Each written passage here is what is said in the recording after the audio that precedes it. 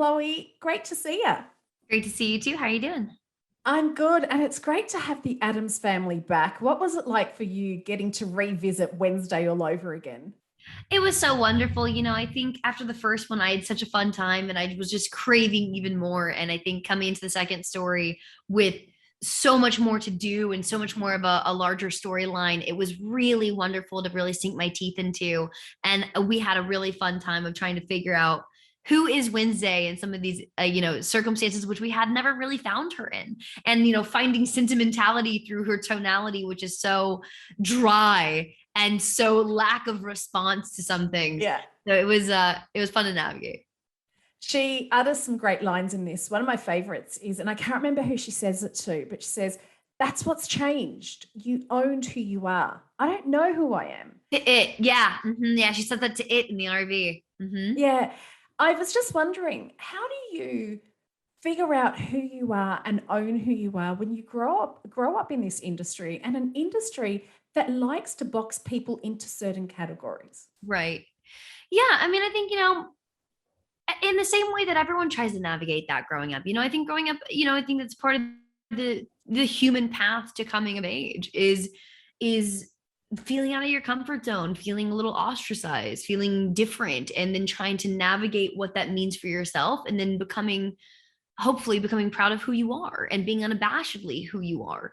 That's something that I definitely went through as I grew up, and I think I still go through. I think that's one thing that never really stops changing within you is sorting through who you are, and allowing yourself to grow and change throughout the years, and to not pigeonhole yourself. I think it's really easy to box ourselves in and get into a comfortable kind of spot.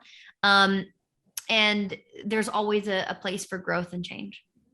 I think that's one thing I love about you professionally. When I see your name, I have no idea what I'm going to see when it comes to you.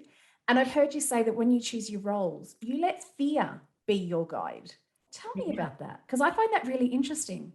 Yeah, for sure. I think when I read a role and, if it scares me in a way where I'm like, man, am I biting off more than I can chew? Is this something that I can achieve? You start the first day and, you're nervous, but you're also like, am I good enough for this? Can I push myself to strive to do this? And, I think when you overcome those kind of inner obstacles and you do that kind of hard work with yourself, it allows you to be a better person for yourself, because that there's you can set the bar high for yourself and reach it, if Yeah. it's within you to get there. You've spoken about, you've executive produced a series for Snapchat. It's Discovery, called Coming Out. You've spoken about wanting to direct. Is that something that we might see more of you doing in the future? Yeah, most definitely. I've had a wonderful time throughout the pandemic of really honing into our production company and figuring out what we want to produce and what that looks like. And eventually I would love to jump into direction. I just think I would really want to do it in a way that I know, again, I think as a director, it's something even more so than an actor, that the story has to be intrinsic to who you are and what you want to tell, because you have to live with that story with not only the few months that you're filming it, but you have to really be with it and stand beside that story no matter what.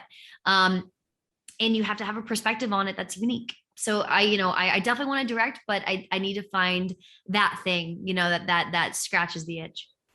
Well, do you know what? While you find that thing, I'm just happy to watch you on the big screen. So, Chloe, thank you for that. Can't wait to see what you do next. Thank you so much. Enjoy your day.